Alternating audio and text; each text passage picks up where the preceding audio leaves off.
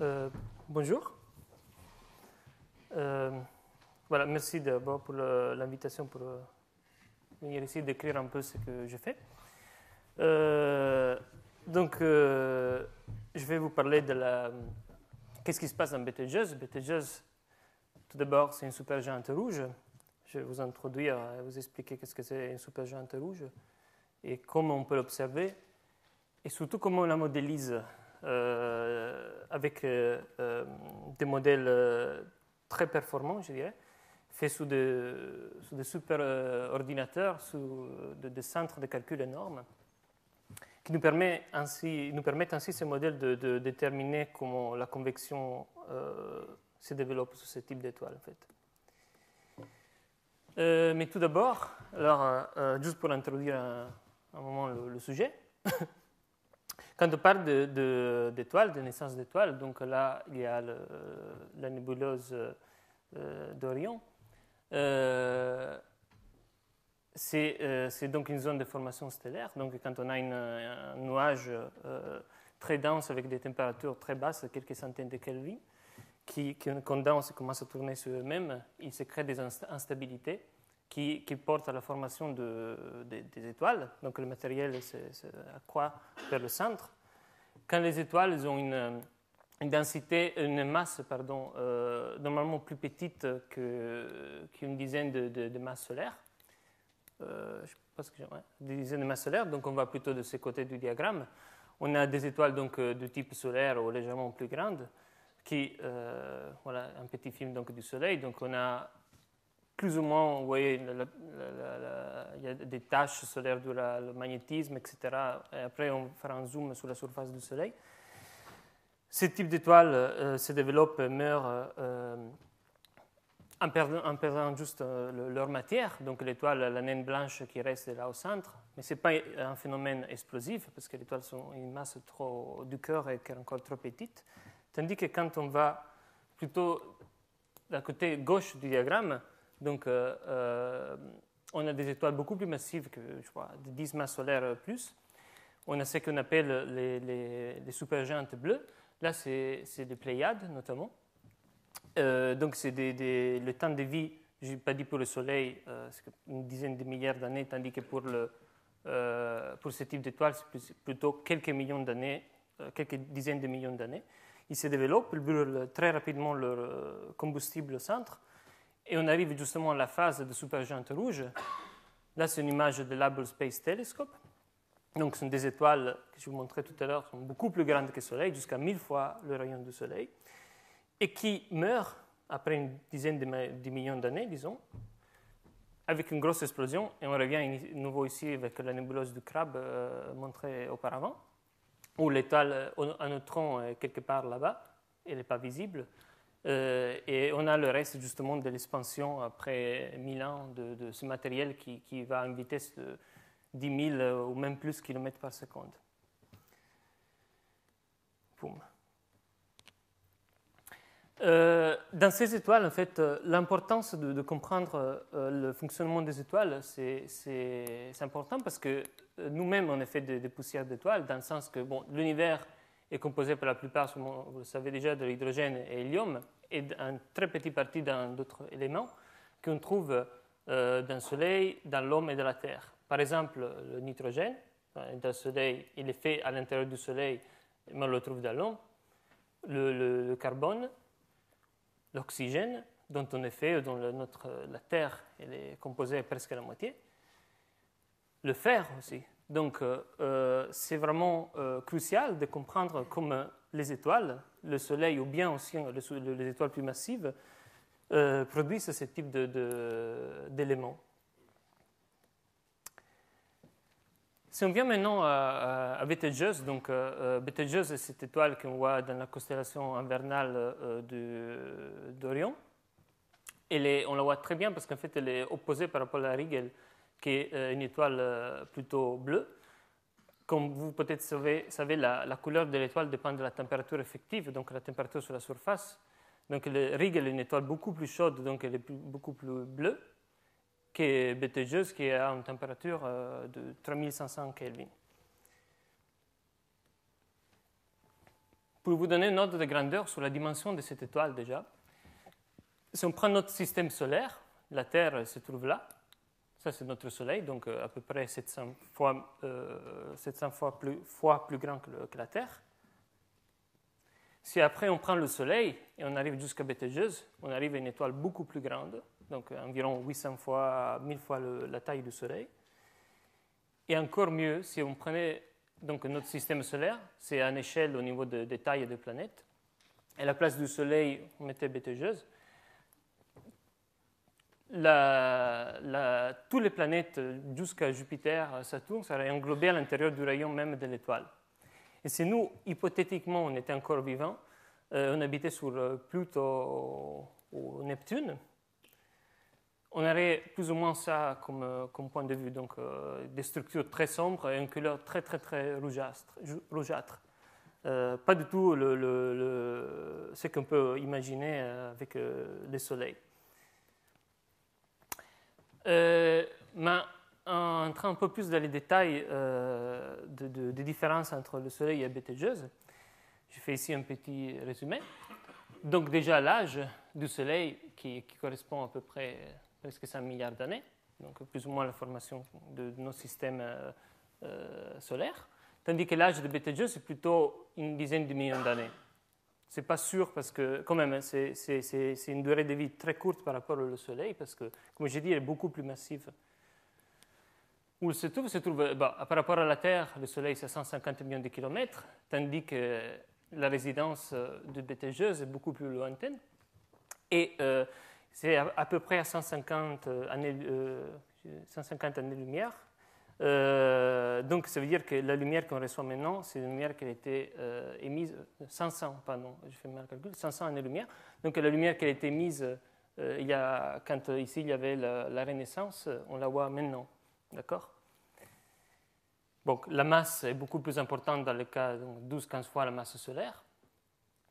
Comme je dis, les rayons est environ 800 fois le rayon du Soleil, donc on peut mettre le Soleil plusieurs fois à l'intérieur.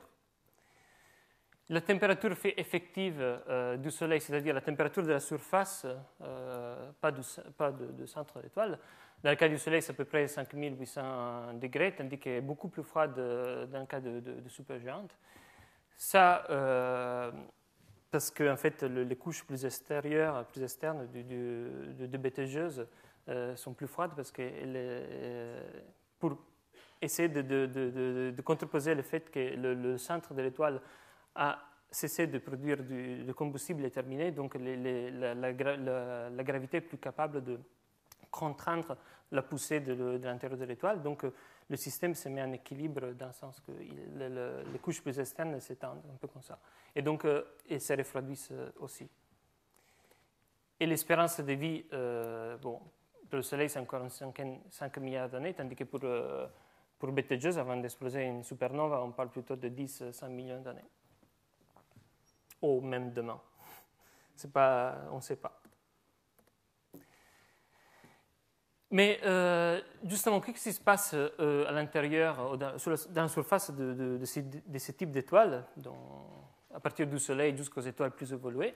On a ce qu'on appelle la convection, donc c'est un peu ce qui arrive dans l'intérieur de ces types de lampes lave, ou bien aussi quand on fait des pâtes, c'est un peu la même chose. On a donc la chaleur qui est produite par le centre de l'étoile ou par le fond de la casserole, doit être transportée vers l'extérieur.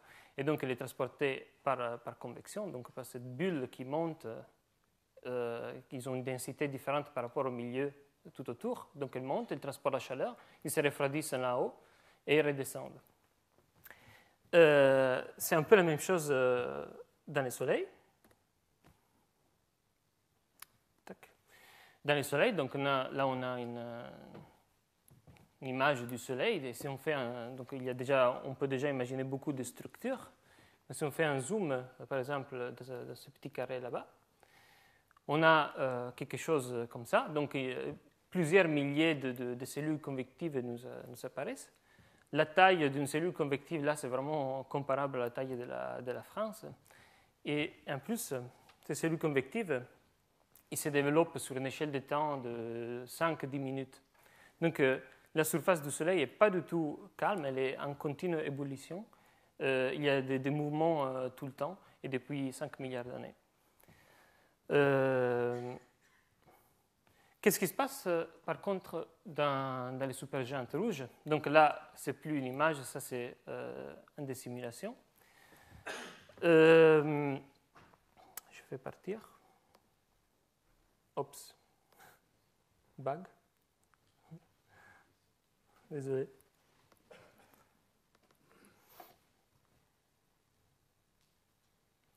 Donc, dans BTGeuse,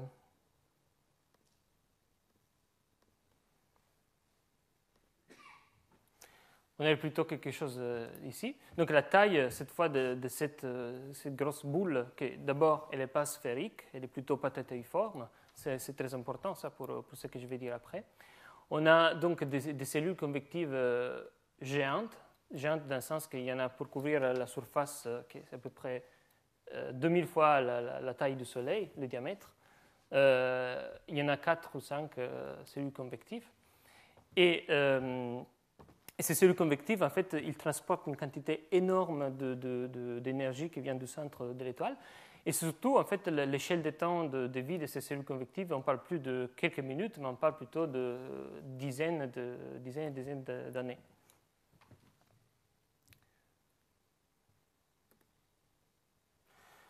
Pourquoi alors étudier ce type d'étoiles? D'abord, parce qu'en fait, la convection elle est, comme je dis, très vigoureuse. On a des vitesses de 20-30 km par seconde, donc ce sont des vitesses supersoniques. Donc, ils éjectent une quantité énorme de matière dans les milieux interstellaires, c'est-à-dire dans l'environ juste autour de l'étoile, donc il interagit avec ces milieux.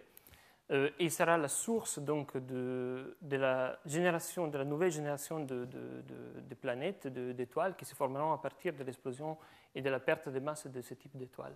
Et comme j'ai dit juste avant, à l'intérieur de cette étoile, on produit tous ces éléments comme le carbone, l'oxygène, etc., qui seront donc réutilisés à nouveau pour une deuxième génération d'étoiles. Et donc, c'est très important de comprendre comment, c'est-à-dire comprendre donc la convection, la dynamique de Betelgeuse, et pour essayer de comprendre comment la galaxie même est enrichie du point de vue chimique. Après, il y a une question de compréhension de la physique, comment elle marche l'étoile, mais il y a aussi une grosse composante pour l'amélioration des télescopes et pour la préparation donc des très grands télescopes, des hypertélescopes, etc. Parce que ce sont des étoiles, Betelgeuse est très facile à observer parce qu'elle est quand même très grande, une des étoiles de la supergéante les plus proches. Comment on peut l'observer d'abord? Alors, il y a différentes façons. Première façon, c'est l'image directe avec, par exemple, l'Hubble Space Telescope. Ça, c'est une image de 1996. Il y a quelques pixels seulement. Mais en tout cas, c'est très visible. Ils ont dit dans cet article qu'il y a une tache lumineuse là, beaucoup plus lumineuse que le reste, environ 2000 degrés plus lumineuse de ce qu'il y a autour. Et cela donne donc une forme un peu comme ça, si vous voulez, à l'étoile. Cette tache-là, elle a été revue très récemment par au Very Large Telescope. Donc, c'est le grand télescope de 8 mètres au Chili. Elle a été vue par Kervella. Donc, à nouveau, là, on ne voit pas bien, c'est contrasté, mais en fait, il y a une espèce d'halo là tout autour. Mais c'est important qu'à nouveau, on revoit donc à peu près 13-14 ans après, on voit toujours cette plume de matière qui est en train de s'échapper de l'étoile dans cette direction-là. Et cela est interprété justement par le fait qu'il y a une grosse cellule convective qui est en train d'éjecter une grosse quantité de matériel.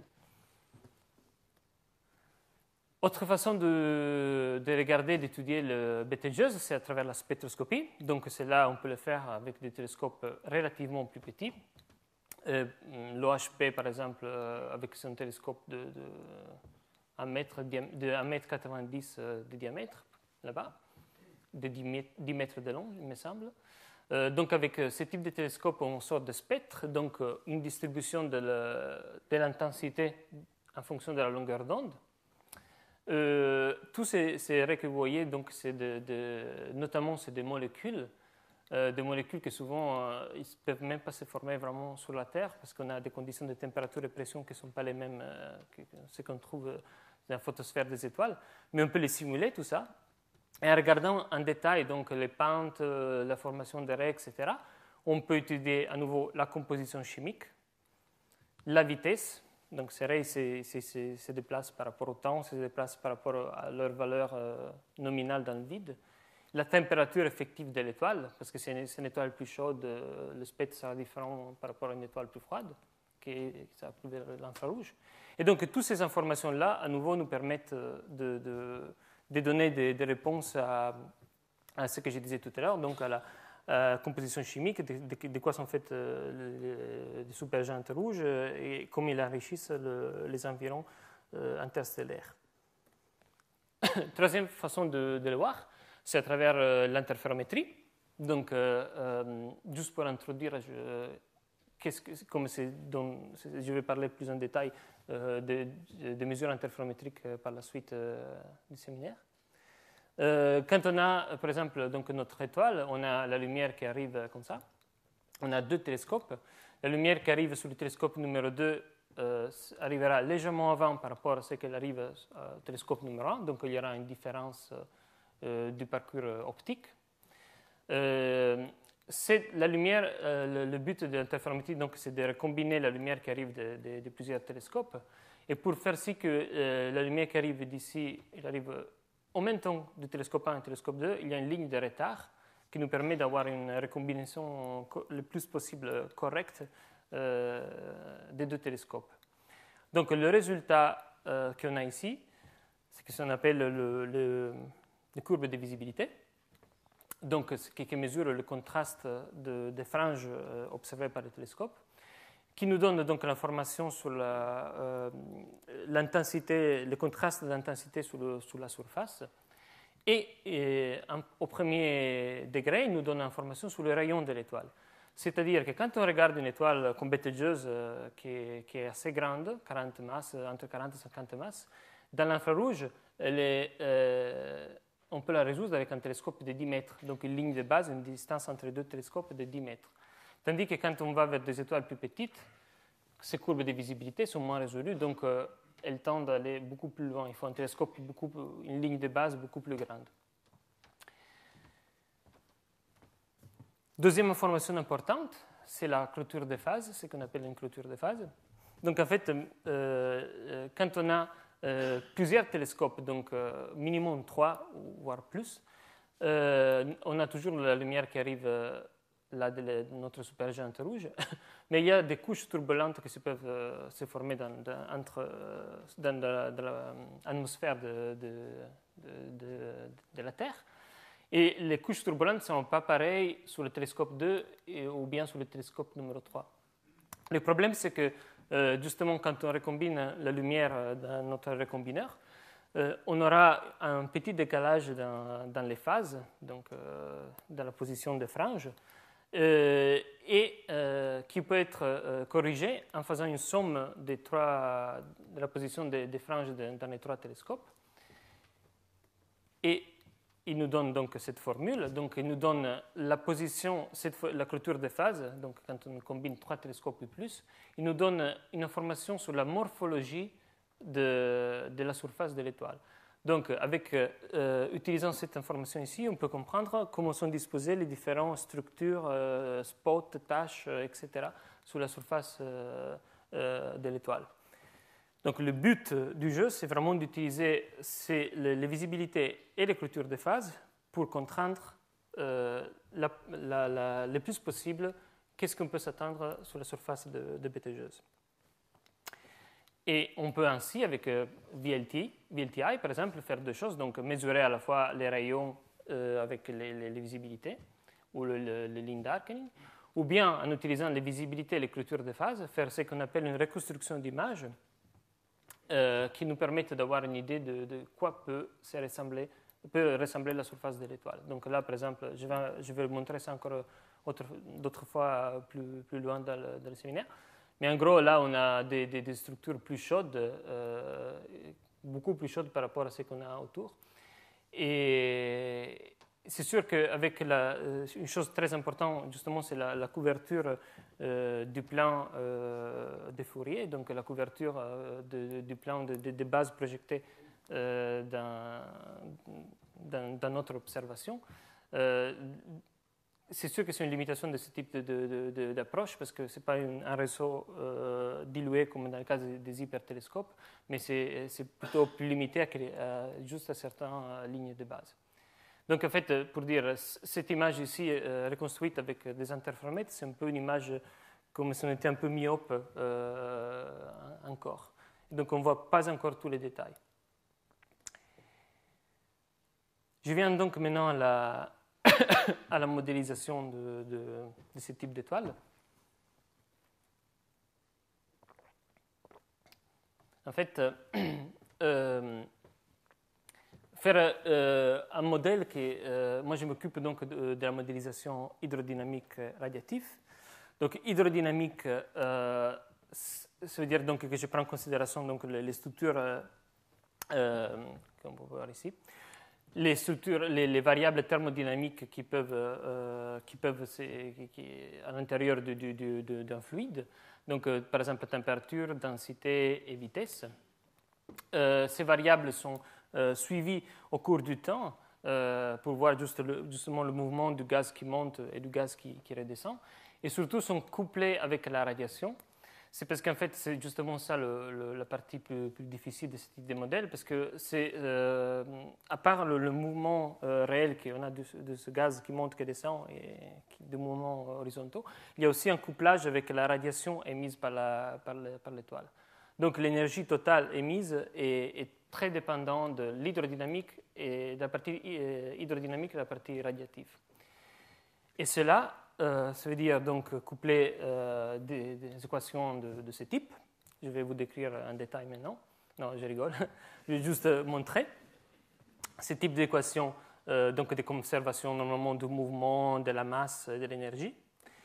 Ça veut dire faire un code de plusieurs milliers de lignes, en fait,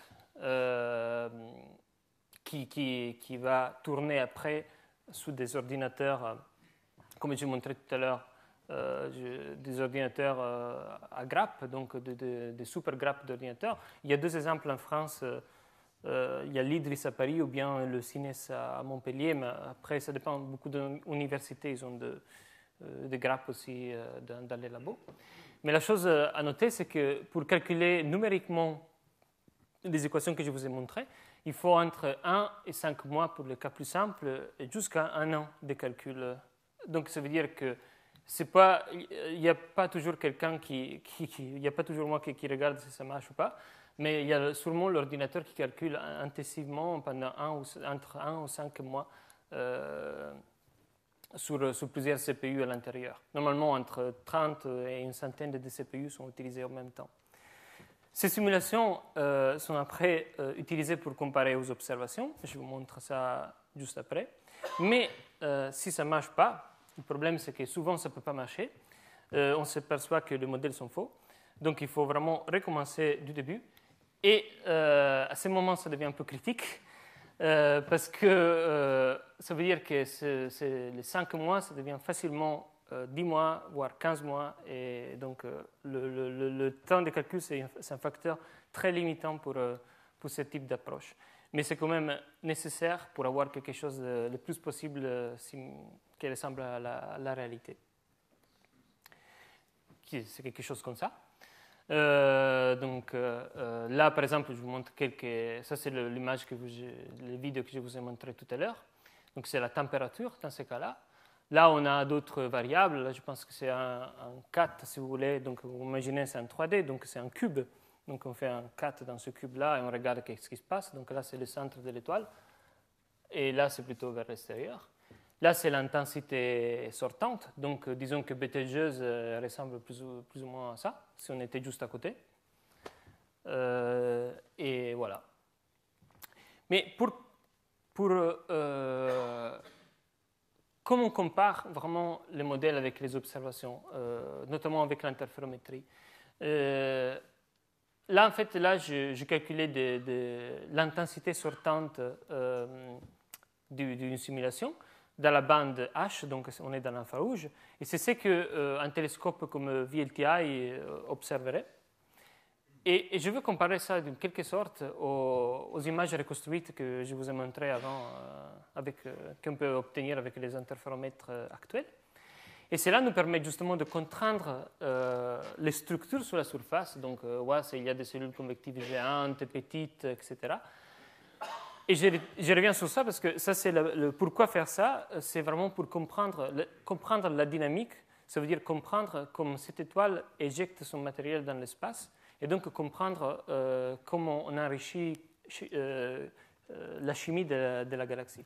Donc, comment on s'enrichit avec du matériel comme CO, et oxygène, etc. Qu'est-ce qu'on fait alors? Donc, déjà, si je prends une de ces images-là dans l'infrarouge, donc vous voyez déjà qu'il y a de forts contrastes entre des régions plus chaudes et moins chaudes, si vous voulez. Mais ça, c'est encore plus visible quand on regarde une espèce d'image 3D. Donc là, c'est l'intensité verticalement et X et Y, donc c'est une position, si vous voulez, spatiale de l'étoile. Donc c'est un rayon solaire. Donc vous voyez que là, varie entre moins 1000 et plus 1000, parce que cette étoile, c'est à peu près 1000 fois plus grande que le Soleil. Et ça, on la compare au modèle plus simple. Ça, c'est le modèle, je montre ça parce que c'est des modèles qui sont utilisés jusqu'à là pour calculer les rayons de l'étoile. Comme vous voyez, ça, c'est très différent de ça. Et jusqu'à là, tous les rayons de l'étoile déterminés avec l'interférométrie étaient faits normalement avec des modèles très simples et symétriques. Chose qui n'est pas du tout vraie, parce que ces simulations, quand on fait, en fait, on coupe comme ça, par exemple, horizontalement, on fait différentes coupes dans la surface 3D ici, et vous voyez bien que l'étoile, le diamètre change. Donc là, c'est l'intensité en fonction du rayon. Il change, il est un peu plus petit, après il est un peu plus grand, et les structures sont très, très, très, très variables. Donc la simulation de Betelgeuse n'est pas symétrique. Moi, je dirais que Betelgeuse, à partir de simulations, ressemble plus à une patate qu'à une sphère. Et je pense que la réalité il nous montre ça aussi. Qu'est-ce que je fais alors à partir de ces images? Donc les images sont calculées dans les filtres dans lesquels on observe avec les télescopes. Après, on fait une transformée de Fourier, on va dans le plan complexe. Donc, notre transformée de Fourier nous donne un pic.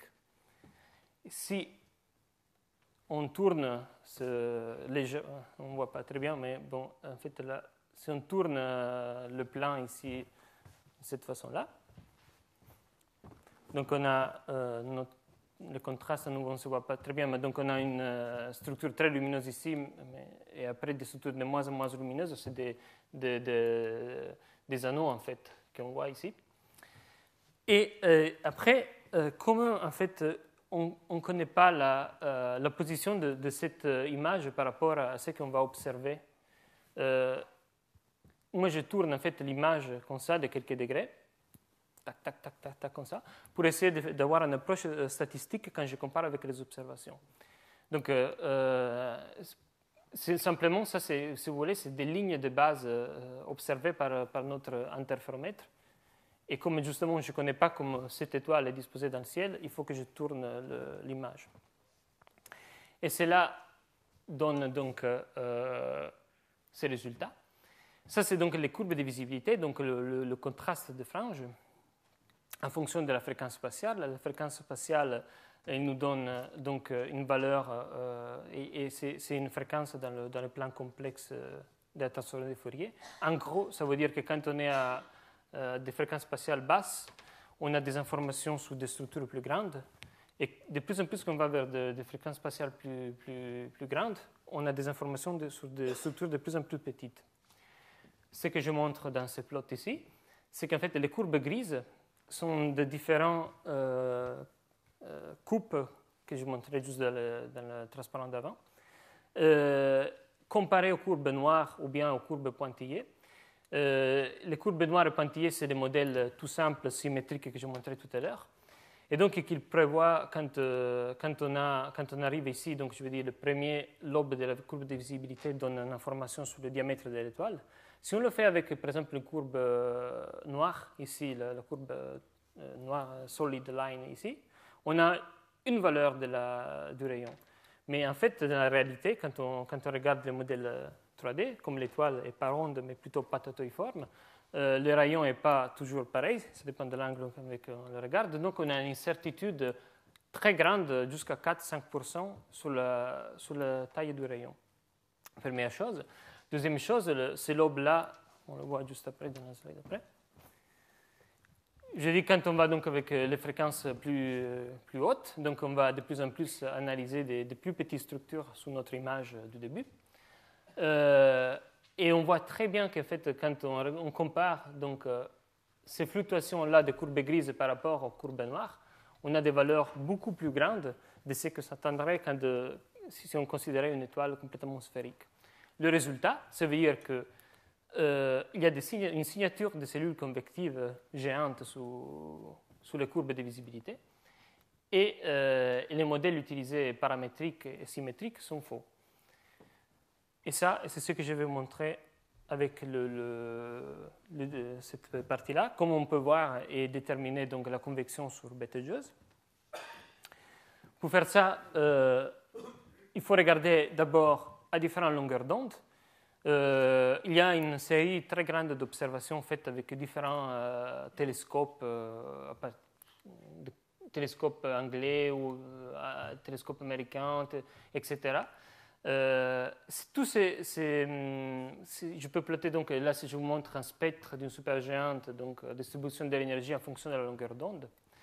En regardant dans l'optique, on a une image de l'étoile très différente par rapport quand on regarde dans l'infrarouge. C'est là parce que quand on regarde dans l'optique, en fait, on a une contribution de molécules beaucoup plus importante, ça se voit bien ici. Donc on a beaucoup plus de... Toutes ces lignes noires de spectre sont des absorptions moléculaires. Donc c'est un peu comme quand on est dans l'avion, on a une structure au-dessus et ces molécules nous cachent avec des nuages ce qu'il y a plus en bas. Et ce que j'ai fait, donc dans l'optique, j'ai comparé des observations, donc ce sont des observations sur les points rouges avec leur barre d'erreur, donc c'est des visibilités et des clôtures de phase. Donc visibilité nous donne rayon et l'assombrissement centre-bord, tandis que les clôtures de phase nous donnent la morphologie des taches sur la surface de l'étoile. En comparant, M. Yang, lui qui a fait ce type d'observation, a reconstruit deux types d'images à partir de ces observations. Une image comme ça et une image comme ça. C'est fait à partir des mêmes points observés. Le problème, c'est que les deux images avaient une probabilité exactement pareille. Donc, il avait conclu à la fin en disant qu'il ne savait pas dire si Betelgeuse était plutôt comme ça ou bien plutôt comme ça. Donc, en faisant un fit, donc en essayant de reproduire avec la courbe grise les points rouges, ou avec les croix noires, les points rouges ici, j'ai obtenu moi aussi une image qui est plutôt celle-là. En fait, l'étoile, les bords sont un peu ici. Il y a un contraste très fort donc entre les zones lumineuses et pas lumineuses. Comme je vous ai dit tout à l'heure, il y a donc une source d'énergie dans le bas qui est cachée par des molécules qui sont des petits nuages qui se forment légèrement plus haut dans l'atmosphère et qui nous cachent donc ce qui vient de plus en bas. Donc ça donne un effet de contraste très fort. Et cette image, si je la transforme, je la convolue, on dit, avec la PSF de l'interféromètre, c'est-à-dire je rapporte l'image avec très détaillée que j'ai à partir des modèles avec ce qu'on verrait avec l'interféromètre de Yang, on a quelque chose de très comparable à la solution numéro 2 trouvée par Yang. Donc en fait, on peut conclure que dans l'optique, Betelgeuse est plutôt comme ça. C'est-à-dire, il y a des grosses taches lumineuses qui sont avec un contraste très fort, qui est dû au fait que les molécules absorbent beaucoup de lumière. Qu'est-ce qui se passe dans l'infrarouge? Même chose. Visibilité, beaucoup plus de points. Donc, on arrive à résoudre des très, très, très petites structures sur la surface de l'étoile. Point rouge, c'est à nouveau les observations. Grise, c'est le meilleur ajustement que j'ai fait avec les modèles.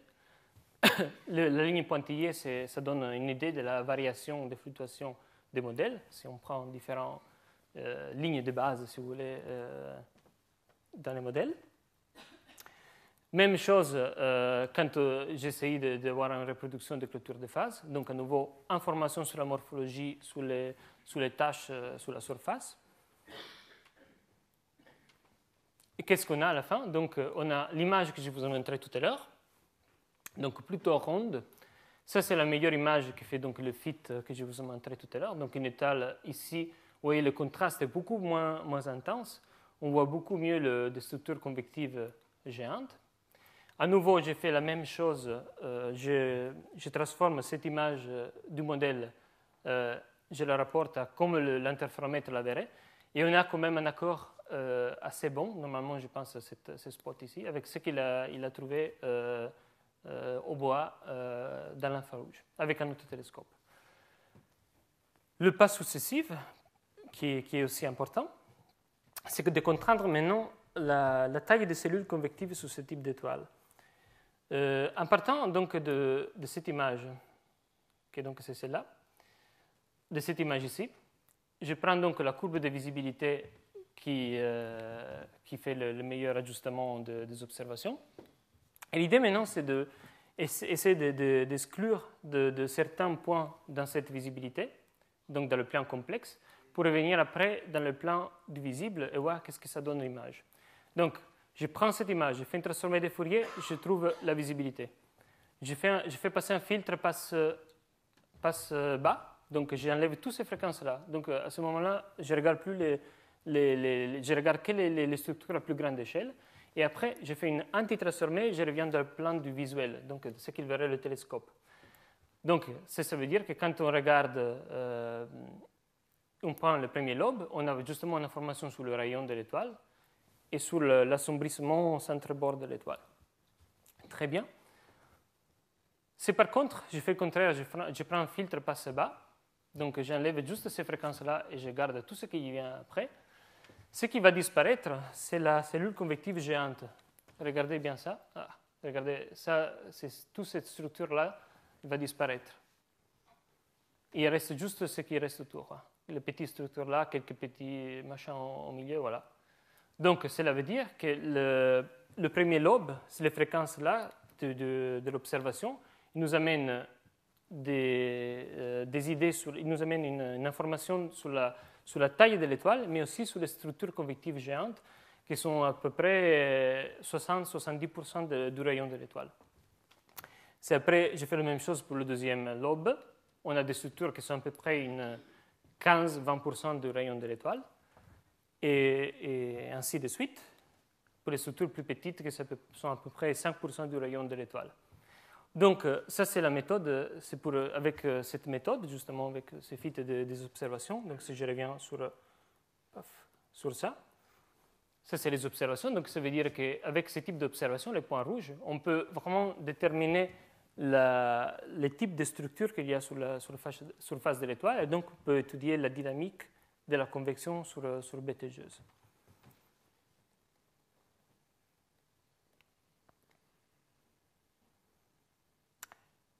Et je vais en conclusion. Donc, je vais vous montrer que le pattern convectif, donc l'apparence de la convection sur baie teigeuse est très différente par rapport à celle du Soleil. Notamment, de baie teigeuse, on a des cellules convectives géantes qui éjectent du matériel vers les environs interstellaires. Tandis que dans le Soleil, c'est plutôt des petites structures qui se développent sur une échelle de 10 minutes. Dans baie teigeuse, c'est plutôt sur une échelle de quelques dizaines d'années, voire plus. En fait, baie teigeuse nous réserve encore plein de mystères. Les plus importants sont liés à justement à la perte de masse de cette étoile, qui est un mécanisme encore inconnu, c'est pour ça qu'il faut l'étudier avec des modèles. Et comme elle est une étoile très très très proche, c'est un objectif important pour presque tous les télescopes. Baie teigeuse, avec un télescope de 10 mètres, de 4-5 mètres dans le visible, on peut voir moins, on peut même le résoudre déjà. Donc c'est une étoile très proche très facile à observer et donc très étudiée depuis une vingtaine d'années, voire plus. Et en même temps, voilà, Hubble aussi, c'est une des premières images d'une étoile. C'est justement Hubble a choisi Betelgeuse parce que c'était une des étoiles plus faciles à observer. Et en même temps, le fait que l'observation de ce type d'étoiles pousse pour de futurs très grands télescopes ou hypertélescopes, ça pousse aussi les simulations parce qu'elles doivent être de plus en plus complexes pour comprendre de mieux en mieux les observations et les expliquer. Donc c'est un travail qui va vraiment en parallèle. Et ça, je trouve que c'est très intéressant. Et si on regarde avec Betelgeuse avec un télescope justement très petit, bon, une trentaine de centimètres, bon, peut-être on voit un peu plus de détails, on voit un point lumineux, mais on ne peut pas vraiment le résoudre. Mais si on commence justement avec le NACO, donc avec un instrument au télescope au Chili, on peut déjà voir beaucoup de détails de la forme de l'étoile, ou bien aussi des spots, des structures convectives sur la surface même de l'étoile. Mais ce qu'on veut vraiment voir, c'est vraiment tous les petits détails. Donc on a besoin du télescope européen de 42 mètres, pas l'américain,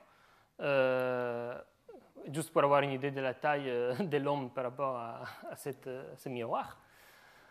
Mais on a aussi besoin des hypertélescopes, par exemple. Pourquoi? Parce que moi, je suis très confiant qu'avec des hypertélescopes, on peut voir vraiment quelque chose de bien. Et à mon avis, dans pas très longtemps, on pourra voir quelque chose comme ça. Et ce serait aussi bien de le voir aussi le développement au cours du temps. Et je vous rappelle tout le temps la taille du Soleil. Donc, c'est à peu près 1000 fois à l'intérieur de cette étoile. Et voilà, je conclue sur ça.